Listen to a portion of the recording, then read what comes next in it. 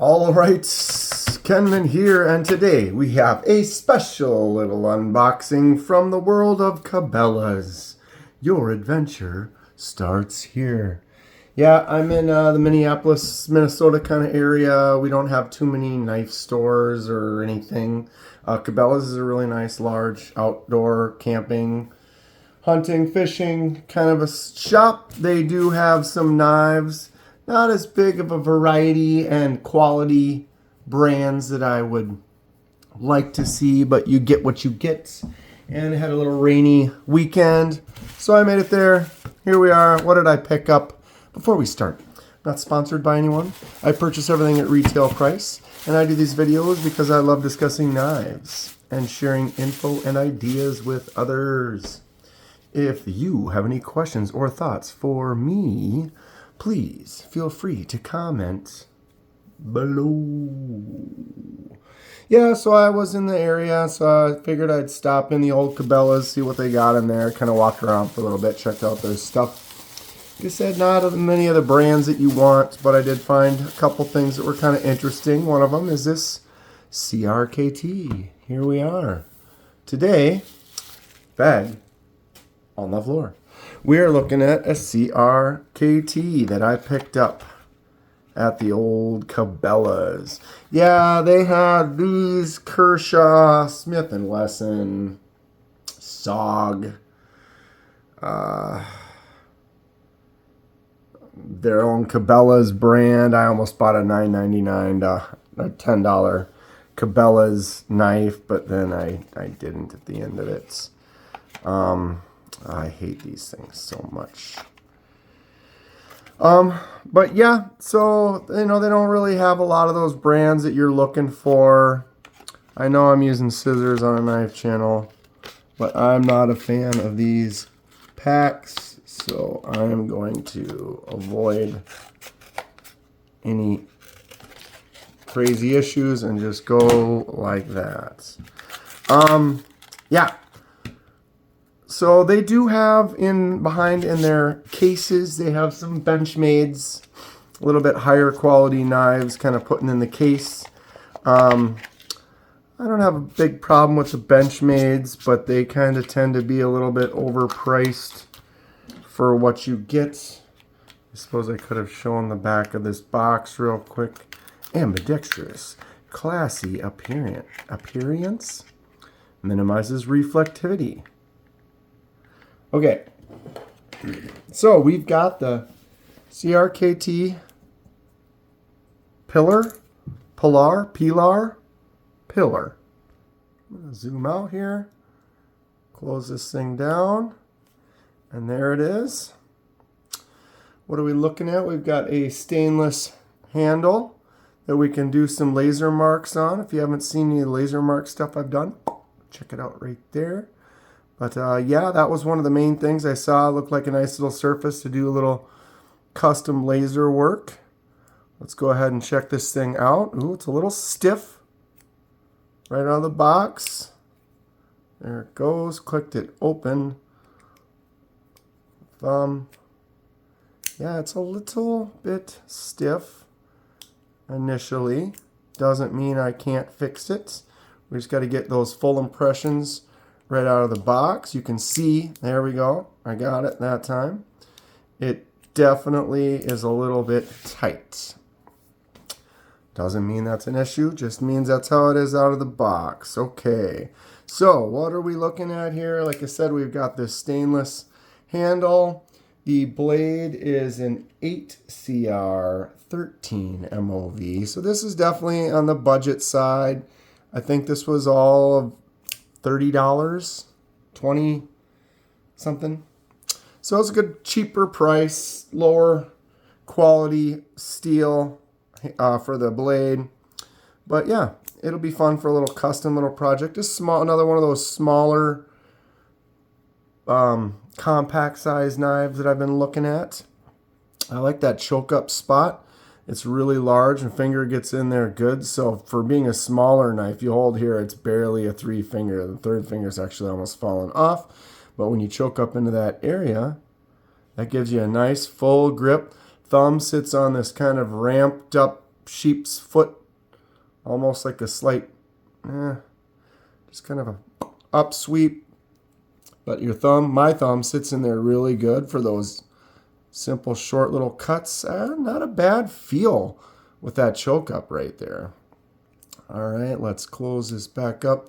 So it's definitely tight. We're going to loosen that in a second. See if we can kind of dial it in right away here. Get a little oil in there and kind of break it in. Also, this is a frame lock, not a liner lock. The difference between a liner lock and a frame lock is the frame, you can see the entire piece right here. So when the blade is open, that goes down and locks it open and it's all exposed, so you can get pressure on that. So when it's closed, I can put pressure against that with my thumb and make it even stiffer to open. So you have to make sure you're not pressing against that when you do the open. Right there, I just have my thumb up a little bit higher. When you're a righty, you might not press on that anywhere near the same because of the way that it's designed and it fits in your hand. Your thumb is pushing on the solid side. Versus a liner lock, there would be a cover. The scale would go over the top of this, and it would be the same kind of style of lock, but then there would be that liner cover in the top. When you can push against it, sometimes they do flex a little, but that kind of gets in the way and helps keep it a little bit more of a protected lock, or a little less affected by your thumb push. So you can flick that out pretty good though. It's already breaking in. I like this cute little knife. Let's zoom in a little bit, take some close-ups. Very simple, very clean. Just got the CRKT branding on the blade right there. Pilar on the other side. Really simple little CRKT on that. Not a bad design. So the clip, you can go tip up, tip down, but right side carry only. They don't have anything for the lefty side. But you can do that tip up, tip down. So I definitely will probably swap that to the tip up. Everybody's got their own personal preference. What's everyone think of this smaller knife? It feels all right. I do like the way it feels in the hand. Wow, that is a thick blade. There are no jimps on there, but it does feel nice. That kind of ramp up. It kind of sits in there pretty good, and it's wide. So it feels like you got a lot of real estate you're pushing against there on that blade. For a smaller blade, that is thick. But the wet, it kind of comes down. It feels not too bad on the end there. Okay, what am I doing here? I'm all over the place, huh? You guys enjoy these unboxings? Checking out some interesting knives? Hit that like button. Subscribe if you'd like to see more. Helps me out. I really appreciate it. Yeah. So the style, this side's got these extra little grooves kind of cut in there, which kind of looks cool. Simple design. What kind of laser mark should we put on the side of that? Nice flat space, kind of any kind of a pattern or design or style that someone thinks of. Comment below. Give me some ideas, thoughts on what we can try to do. So, the detent.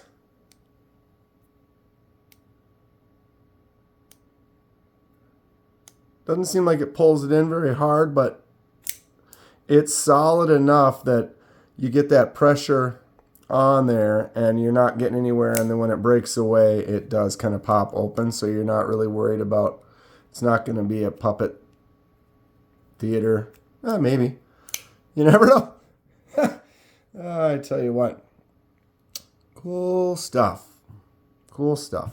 Okay. Excuse me. Let's measure this thing up. We're looking at 5 7/8 end to end, if you stretch it just enough. And the blade is 2 3/8, maybe 2.5 if you were to count all the way to there.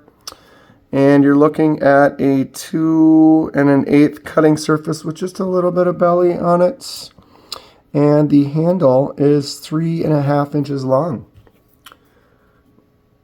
You've got, it's under a 1/2 inch thick, but more than 3/8, kind of in between there. So it's kind of a little bit thinner for the thickness of that. Oh my goodness. I mean, I don't have the super accuracy, but I mean, look at the thickness of that. That is easily an eighth. For a small little knife, the blade thickness is huge. Okay, I compare everything with the CRKT Pyrite. Very common mid-size knife. This is definitely a smaller offering, the Pilar from CRKT. But at compact size, it still feels like it packs kind of a punch. Got kind of a similar quality. Almost looks like it's kind of a stumpy version of the Pyrite. I got the Pyrite Mini here. Oh, geez. So that's even smaller. So this got a little bit of size for the on the Mini. I guess it kind of has more of a CRKT Echo kind of a blade shape. Maybe it kind of looks more like a smushed down Echo, right? See that? Sure.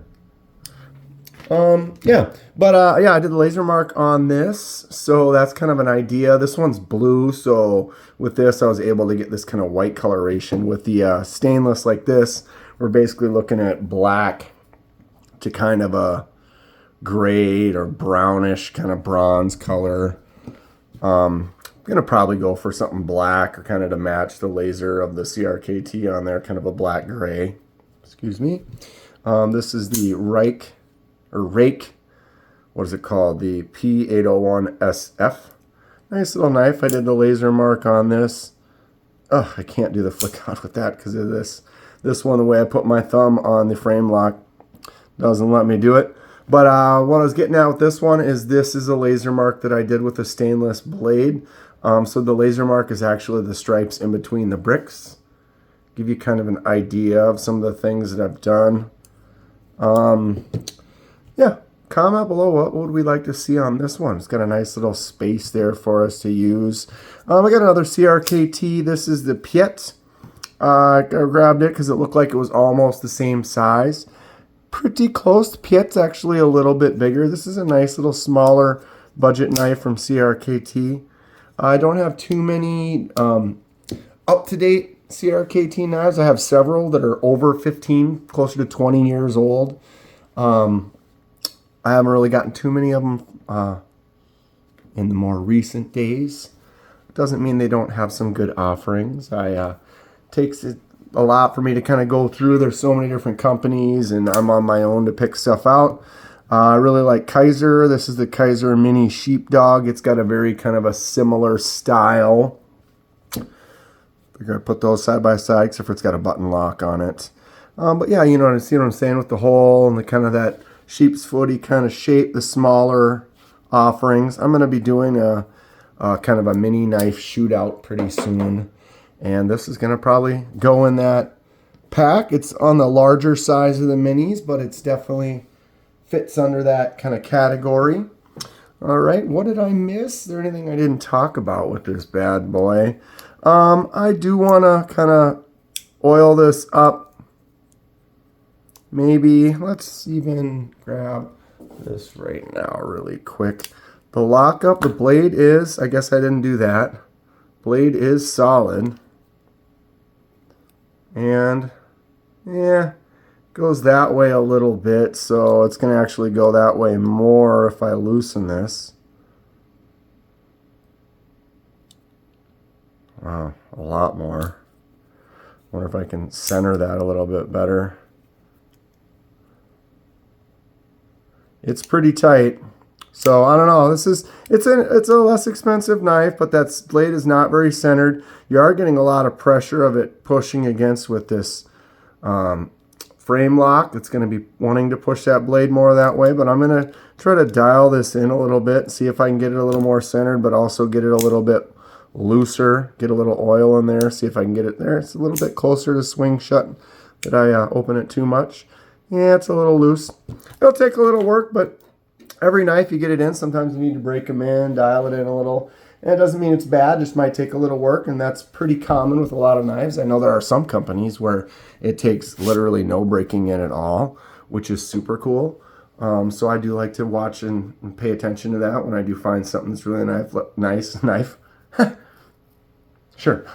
Nice knives like Kaiser makes, where I just know everything I've gotten from them is just really high quality, and it helps me for stuff in the future. Speaking of Kaiser, some of the more recent ones I just got have some eco-friendly handles. Have you ever seen any of those? You should check it out right there. Stay sharp. I'll see you soon.